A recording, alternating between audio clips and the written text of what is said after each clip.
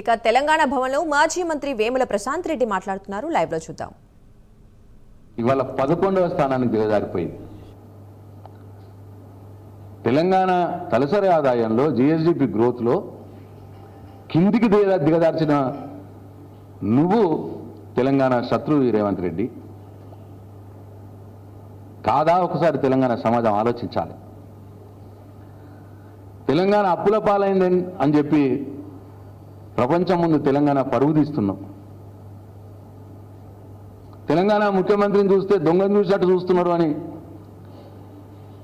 తెలంగాణ పరువు తీసినాం. తెలంగాణ పరువు తీస్తున్నటువంటి మీరు తెలంగాణ మొదటి శత్రువు రేవంత్ రెడ్డి గారు. ఇవాళ కేసీఆర్ తెలంగాణ ఆత్మ.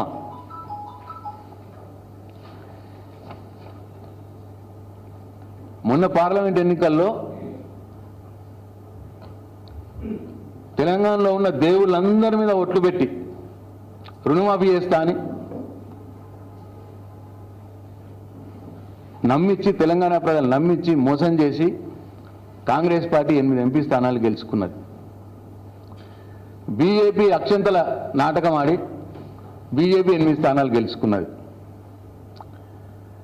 కాంగ్రెస్ 8, బీజేపీ 8 వల్ల ఎంపీ స్థానాలు 8 + 8 16 కావాలి. కానీ తెలంగాణకు నిధులు తెచ్చుట్లో 0 అయిపోయింది. నా కాంగ్రెస్ ఎంపీలు కొట్లాడారు, నా బీజేపీ ఎంపీలకు అడిగే దమ్ము లేదు. ఇద్దరు కలిసి తెలంగాణకు నష్టం చేస్తూ ఉన్నారు. ఒక్క పైసా అదనంగా ఒక్క పైసా కూడా తెలంగాణ రాష్ట్రానికి రాలే. 8 మంది కాంగ్రెస్ ఎంపీలు, 8 మంది బీజేపీ ఎంపీలు ఇద్దరు కూడా ఉండి తెలంగాణ రాష్ట్రానికి ₹1 తీసుకురానటువంటి మీరు తెలంగాణకు శత్రువులు. కాంగ్రెస్ బీజేపీ పార్టీలు తెలంగాణకు శత్రువులు. అదే పక్క రాష్ట్రంలో టీడీపీ వాళ్ళ ఎంపీల ఆ ప్రజలు టీడీపీని గెలిపిస్తే ఆ ఎంపీల బలంతో ఇవాళ వాళ్ళు ఎన్ని తెచ్చుకుంటున్నారు టీడీపీ ఆంధ్రప్రదేశ్కు. వాళ్ళు అమరావతి నిర్మాణానికి 10,000 కోట్లు తెచ్చుకున్నారు.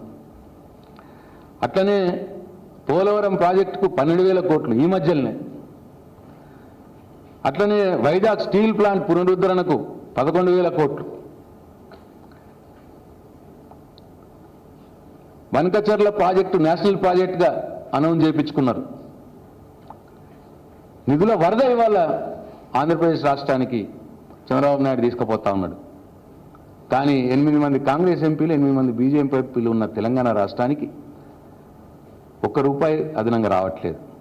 ఎవరు తెలంగాణకు శత్రువులు? మీరు కాదా? మీ కాంగ్రెస్ బీజేపీ పార్టీలు కాదా?